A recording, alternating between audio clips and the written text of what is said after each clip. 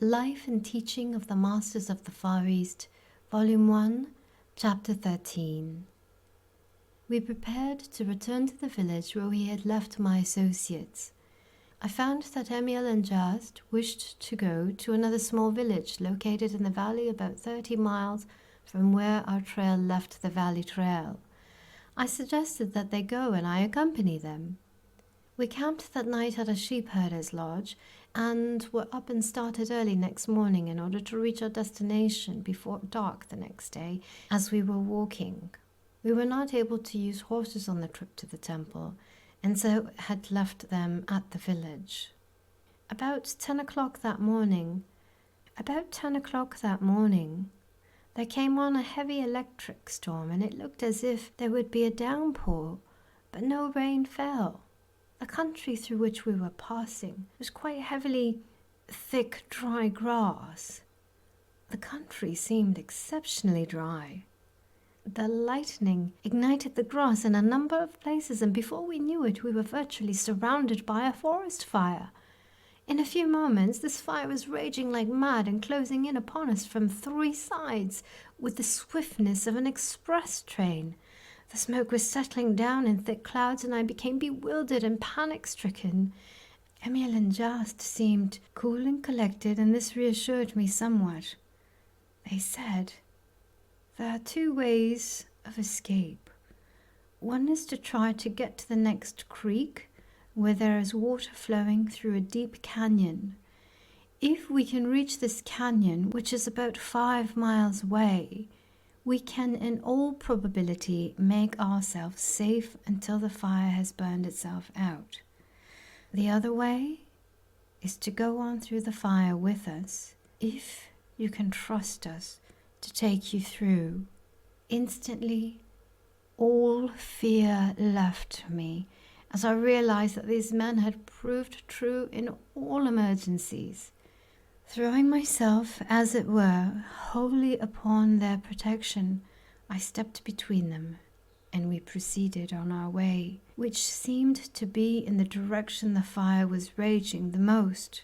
Then immediately, it seemed as if a great archway opened up before us, and we went on directly through that fire, without the least inconvenience, either from smoke or heat, or from the burning brands strewn along the trail under our feet. There were at least 6 miles of this fire-swept area that we passed through. It seemed to me as if we were as calmly walking along that trail as though there were no fire raging around. This went on until we crossed a small stream, and then were out of the fire.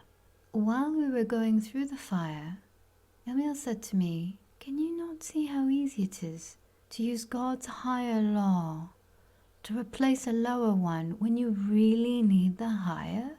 We have now raised the vibrations of our bodies to a higher vibration than that of the fire, and fire does not harm us.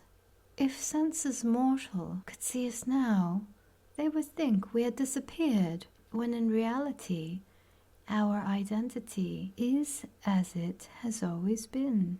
In reality, we actually see no difference. It is the concept of the mortal senses that loses contact with us.